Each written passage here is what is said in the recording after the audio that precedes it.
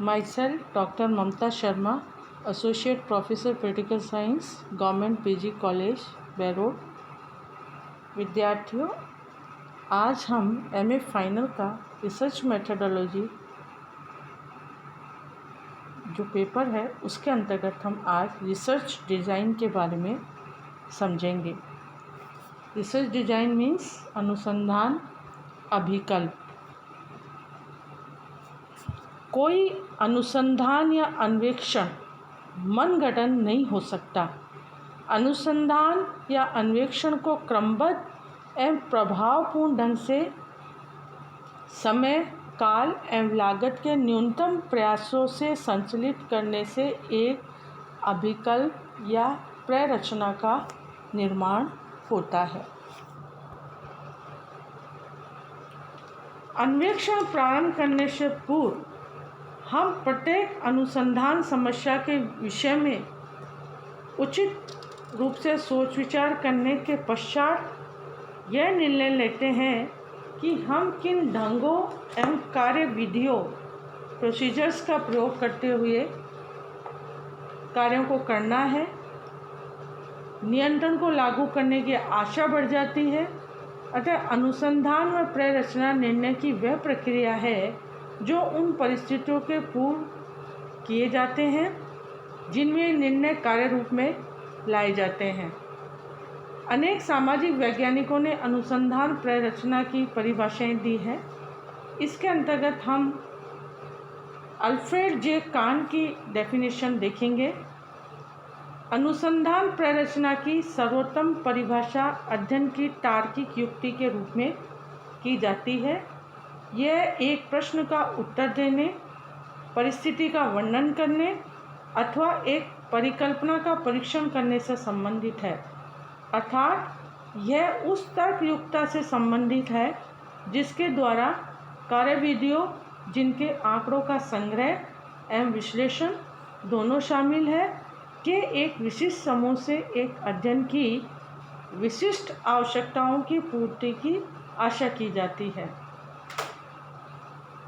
निष्कर्षतः अनुसंधान प्ररचना एक ऐसी योजना या रूपरेखा है जो समस्या के प्रतिपादन से लेकर रिसर्च रिपोर्ट के अंतिम चरण तक के विषय में विकल्पों पर ध्यान देकर इस प्रकार से निर्णय लेती है कि न्यूनतम प्रयासों, समय, लागत के व्यय से अधिक अनुसंधान उद्देश्यों को प्राप्त किया जा सके। तत्पश्चात हम देखेंगे कैरेक्टरिस्टिक ऑफ रिसर्च डिजाइन। अनुसंधान प्ररचना की अनिवार्य व आधारभूत विशेषताओं के अंतर्गत हम निम्न बातें लेते हैं, जैसे रिसर्च डिजाइन का संबंध सामाजिक अनुसंधान से होता है। अनुसंधान प्ररचना अनुसंधानकर्ता को अनुसंधान की एक निश्चित दिशा का बोध कराती है। इस अर्थ में अनुसंधान प्ररचनाएं एक प्रकार की दिग्दर्शक है। इसी तरह अनुसंधान प्ररचना की मुख्य विशेषता सामाजिक घटनाओं की जटिल प्रकृति को सरल रूप में प्रस्तुत करना है। अनुसंधान प्ररचना अनुसंधान की वह रूपरेखा है जिसकी रचना अनुसंधान कार्य प्रारंभ करने से पूर्व की जाती है। इस तरह से हम देखेंगे कि अनुसंधान करते समय हमें किन किन बातों का इसके अंतर्गत ध्यान रखना चाहिए, और इसी के अंतर्गत हम subject matter of research design, जब हम रिसर्च करते हैं तो उसकी विषय वस्तु क्या होती है, उसके अंतर्गत हम किन किन बातों को देखते हैं। तो सबसे पहले टॉपिक ऑफ रिसर्च, शोध का विषय। ऐसा करने से अध्ययन के विषय का स्पष्ट ज्ञान हो जाता है तथा उसके क्षेत्र एवं सीमाओं का पता चल जाता है। इसके स्वरूप निर्धारण के लिए सरकारी, गैर सरकारी, व्यक्तिगत पुस्तकालयों या परिवेश संबंधी उपलब्ध अध्ययनों के स्रोतों का अध्ययन करते हैं। सेकेंडली, नेचर ऑफ स्टडी, अध्ययन की प्रकृति। इसमें शोध का प्रकार एवं स्वरूप निर्धारित किया जाता है। इसके अंतर्गत व्यक्तिगत, तुलनात्मक, प्रयोगात्मक, विश्लेषणात्मक या मिश्रित प्रकार का यह हो सकता है। थर्डली, इंट्रोडक्शन एंड बैकग्राउंड, प्रस्तावना एवं पृष्ठभूमि। इसके अंतर्गत उस विषय को चुनने की पृष्ठभूमि बतानी पड़ती है तथा उसकी शुरुआत करनी पड़ती है। इससे पता चल जाता है कि शोधक की उक्त विषय में रुचि, समस्या एवं स्थिति क्या थी और अब तक प्राप्त परिणामों में व्याप्त कमियों एवं त्रुटियों को दूर किया जाना किस प्रकार संभव एवं वांछनीय है। फोर्थली, इसके ऑब्जेक्टिव्स, उद्देश्य। इसमें अनुसंधानकर्ता अपना उद्देश्य बताता है, उप उद्देश्य या लक्ष्य भी प्रकट करता है, अर्थात प्रमुख एवं सहायक उद्देश्यों का उल्लेख करता है। ये 4-5 वाक्यों में स्पष्ट किए जा सकते हैं। फिफ्थली, हम देखेंगे social, culture, political, geographical context of study, अध्ययन का सामाजिक, सांस्कृतिक, राजनीतिक, भौगोलिक संदर्भ। इसमें शोधक स्पष्ट करता है कि वह किस प्रकार के समाज एवं संस्कृति के पर्यावरण में रह रहा है तथा उसके प्रमुख मूल्य, परंपराएं, मान्यताएं आदि क्या है। इसके संदर्भ में वह राजनीतिक व्यवस्था, व्यवहार एवं मूल्य, भौगोलिक संदर्भ में मानव व्यवहार को प्रभावित करने वाले तथ्य, स्थिति, जलवायु, प्राकृतिक बनावट, प्राकृतिक उत्पादन आदि आते हैं। इस तरह से हम देखेंगे कि किसी भी शोध को करने के लिए उसकी विषय वस्तु क्या है। इसी के अंतर्गत हम ये भी कह सकते हैं कि पीरियड इंडिकेशन क्या है, काल निर्देश क्या है, एनालिसिस और इंटरप्रिटेशन क्या है, सर्वे पीरियड क्या है, टाइम क्या है, मनी क्या है। There are so many aspects which are related to this study matter and subject matter. तत्पश्चात हम देखेंगे अनुसंधान के स्टेप्स, अनुसंधान के चरण। अनुसंधान के चरण के अंतर्गत हम देखेंगे कि अनुसंधान समस्या का स्पष्ट विस्तृत ज्ञान अनुसंधानकर्ता को होना चाहिए। अनुसंधानकर्ता को अध्ययन से विशिष्ट उद्देश्यों की भी स्पष्ट जानकारी होनी चाहिए। आंकड़ों के संग्रह के लिए विस्तृत एवं सुनियोजित योजना का उपलब्ध होना भी आवश्यक है और आंकड़ों के विश्लेषण के लिए भी उपयुक्त योजना का प्राप्त होना भी आवश्यक है। इस प्रकार हम देखेंगे कि इन चरणों के आधार पर ही हम किसी भी रिसर्च डिज़ाइन को करते हैं। तत्पश्चात हम देखेंगे कि what is the object of research design, कि अनुसंधान के उद्देश्य क्या है। जब हम अनुसंधान करते हैं तो सामान्यतः किसी भी अनुसंधान में व्यावहारिक अनुसंधान समस्या, वैज्ञानिक अथवा बौद्धिक अनुसंधान समस्या एवं सैद्धांतिक व्यवस्थाओं को विकसित करने की समस्याएं रहती है। व्यावहारिक अनुसंधान समस्याएं समस्याओं के समाधान एवं सामाजिक नीतियों के निर्धारण में सहायता प्रदान करती है, जबकि वैज्ञानिक एवं बौद्धिक अनुसंधान का संबंध मौलिक वस्तुओं से होता है। इसके अलावा कुछ अनुसंधान ऐसे होते हैं जिनका उद्देश्य केवल सैद्धांतिक व्यवस्थाओं का ही विकास करना होता है, जिनके आधार पर हम विचारों का परीक्षण करते हैं। सामान्यतः अनुसंधान प्रश्न के 2 प्रमुख उद्देश्य होते हैं, अनुसंधान समस्या के उत्तर प्रदान करना या विविधता को नियंत्रित करना। इस प्रकार से हम देखेंगे कि किसी भी अनुसंधान को करने से पहले उनके उद्देश्य क्या है और इसी के अंतर्गत हम देखेंगे कि अनुसंधान परिस्थितियों को अधिक से अधिक नियंत्रित करते हुए परिमापन के कारण उत्पन्न हुई त्रुटियों का यथासंभव कम करता है और मापों की विश्वसनीयता को भी बढ़ाए रखता है। वस्तुतः अनुसंधान प्ररचना के नियंत्रण का कार्य तकनीकी से है। इस अर्थ में अनुसंधान प्ररचना एक नियंत्रित कार्य व्यवस्था है। इसके पीछे पाए जाने वाला प्रमुख स्टैटिकल प्रिंसिपल, जिसे हम सांख्यिकी सिद्धांत कहते हैं, यह है कि क्रमबद्ध विविधताओं को अधिक से अधिक बढ़ाइए, बाह्य क्रमबद्ध विविधताओं को नियंत्रित कीजिए तथा विविध त्रुटियों को कम से कम कीजिए। इस तरह से हम इसके अंतर्गत इनके उद्देश्यों में इन बातों को देखते हैं। तत्पश्चात हम देखेंगे काइंड्स ऑफ रिसर्च डिजाइन, अनुसंधान अभिकल्प के प्रकार। अनुसंधानों के उद्देश्य और वर्गीकरण के तत्पश्चात हम देखेंगे कि ये कितने प्रकार का होता है। अनुसंधान के उद्देश्यों तथ्य संग्रह की पद्धतियों या तथ्य स्रोतों के अनुसार अभिकल्पों के अनेक प्रकार हो सकते हैं, किंतु यहाँ हम कुछ सामान्य विशेषताओं के आधार पर इनका वर्गीकरण करेंगे। इसके अंतर्गत सबसे पहले हमने लिया एक्सप्लेनेटरी और फॉर्मेलिटी रिसर्च डिजाइन, अन्वेषणात्मक या आकार बंधात्मक अभिकल्प। इस वर्ग के अंतर्गत आने वाले अभिकल्पों में अनुसंधान का उद्देश्य राजनीतिक घटनाओं के कारणों का अर्थात वास्तविकताओं का पता लगाना तथा उन्हें आकार या सूत्रबद्ध रूप से प्रस्तुत करना होता है। ऐसा करते समय अपने अध्ययन के विषय की पूरी जानकारी हो जाती है तथा अनुसंधान के क्षेत्र में तथा उसकी सीमाओं का भी पता लग जाता है। विषय की गहराई में जाने के कारण प्रचलित अवधारणाओं का स्पष्टीकरण हो जाता है तथा अनेक बार नई अवधारणाओं का निर्माण भी करना पड़ता है, जैसे कानून के अनुपालन, कानून के ऑबिडियंस या विमत की अवधारणा अन्वेषणात्मक शोध करते समय बदलती हुई दिखाई पड़ेगी। ऐसे अनुसंधान घटना के कार्यकारण संबंधों को स्पष्ट कर देते हैं, जैसे पुलिस द्वारा गोली चलाने अथवा सांप्रदायिक दंगों के अध्ययन में ऐसे ही अभिकल्प बताए जाते हैं।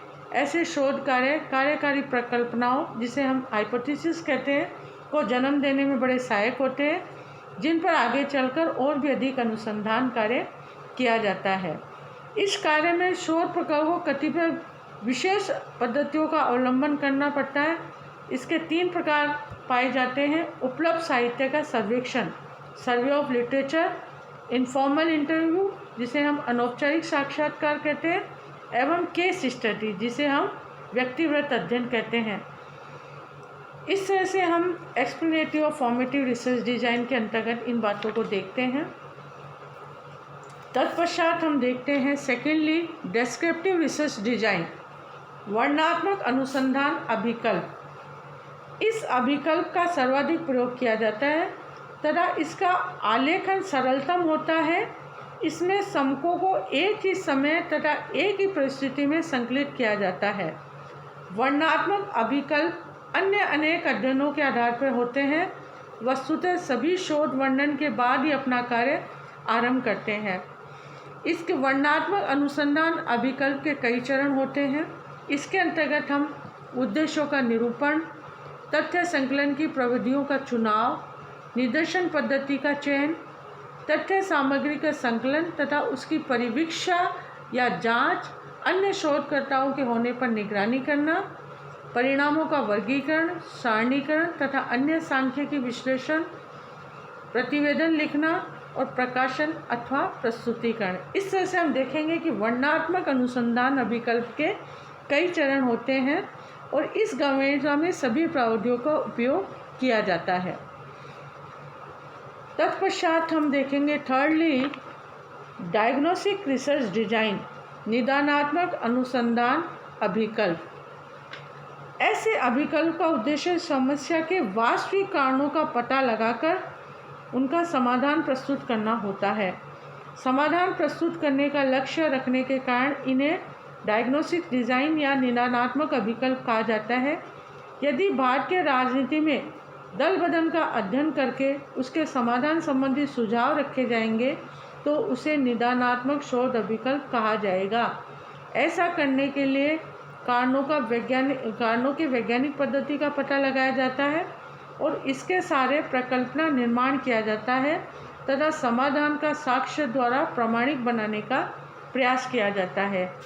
इस पद्धति के निम्न चरण हम देखते हैं, जिसके अंतर्गत नंबर 1 अध्ययन / शोध के लक्ष्य का निर्धारण कि शोध किस विषय पर और क्यों की जा रही है।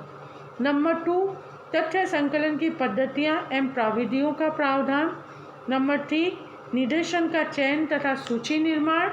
नंबर 4 समकों का संकलन, समय का निर्धारण एवं शोध सहायकों, कर्मचारियों आदि का प्रबंधन और निष्कर्षों का प्रतिवेदन लेखन। निदानात्मक शोध कार्य में समस्या का पूर्ण एवं वैज्ञानिक अध्ययन करते हुए समस्या की गहराई तक पहुंचने का प्रयास किया जाता है। इससे समस्या के प्रत्येक संभावित कारणों का पता लगाया जा सकता है कारणों का पता लगने के बाद निदान या समाधान का क्रम आता है और निदान के लिए प्रकल्पना विकसित की जाती है और निदान का वैज्ञानिक ढंग से अध्ययन किया जाता है, किंतु उसे व्यापक रूप से लागू करना समाज सुधारक, प्रशासन आदि का कार्य होता है। वर्णनात्मक और निदानात्मक शोध अभिकल्पों के बीच कुछ अंतर होता है। जैसे क्षेत्र के आधार पर हम देखते हैं कि फील्ड निदानात्मक अध्ययन प्रमुख वर्तमान सामाजिक समस्याओं के से संबंध रखते हैं तथा उनके कारणों का पता लगाकर निदान या सुधार बताते हैं, जबकि वर्णनात्मक शोध समस्या अतीत का स्वरूप यथावत बताती है और वह कैसी थी इनका निदान या समाधान से कोई संबंध नहीं होता। इसी तरह हाइपोथेसिस को अगर लेते हैं तो निदानात्मक शोध की मूल प्रेरक कोई न कोई परिकल्पना होती है तथा उसी के प्रकाश में वह अवलोकन एवं तथ्यों का संकलन करता है, जबकि वर्णनात्मक अन्वेषण से परिकल्पना की प्रेरणा न होकर संपूर्ण घटना को जानना होता है और उससे प्राप्त वर्णन के पश्चात परिकल्पना का आगमन हो सकता है। इसी तरह अगर ऑब्जेक्टिव्स को लें तो निदानात्मक अध्ययन का ध्यान केवल उन तथ्यों के बोध में रुचि रखता है जो समस्या का समाधान बताने वाले हो, जबकि वर्णन प्रधान शोध का लक्ष्य केवल ज्ञान की उपलब्धि होता है, उसका न किसी समस्या से और न किसी उसी समाधान से संबंध होता है। इसी तरह ट्रीटमेंट अध्ययन क्रम वर्णनात्मक शोध वर्तमान समस्या संकट के समाधान में रुचि नहीं रखती, वह मूल्य तटस्थ होती है, जबकि निदानात्मक अनुसंधान का सारा जोर समस्या के कारणों को जानने तथा उसका समाधान ढूंढने पर होता है। इस तरह से हम देखेंगे कि वर्णनात्मक और निदानात्मक शोध के अंतर्गत ये अंतर पाया जाता है। फोर्थली, एक्सपेरिमेंटल रिसर्च डिज़ाइन, प्रयोगात्मक अनुसंधान प्ररचना। प्रयोगात्मक अनुसंधान में प्ररचना, जैसा कि इसके नाम से स्पष्ट है, कि प्रयोग की अवधारणा पर आश्रित। प्रयोग मूलतः एक प्रकार की नियंत्रित अन्वेषण कंट्रोल इंक्वायरी है। प्रयोगात्मक अनुसंधान प्ररचना को विस्तार से समझने के लिए आवश्यक हुआ कि हम प्रयोग को समझ लें। आर.एल. एफाक ने लिखा है कि प्रयोग एक क्रिया है और एक ऐसी क्रिया है जिसे हम अन्वेषण कहते हैं। इस प्रकार प्रयोग की मूलभूत रूपरेखा अत्यंत सरल है और इसके अंतर्गत हम देखेंगे कि पढ़ाने में कंप्यूटर्स का उपयोग परंपरागत पढ़ाने के ढंग से अधिक लाभदायक है या नहीं। इसके लिए हम दो समूह लेंगे, एक प्रयोगात्मक समूह कहलाएगा, दूसरा यथार्थ समूह।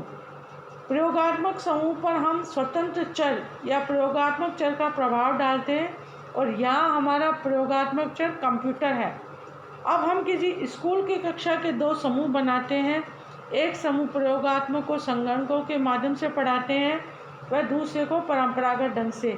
शिक्षा के क्षेत्र के अंत में दोनों समूहों का एक परीक्षा में बैठाकर उसमें परीक्षा फल की तुलना करते हैं।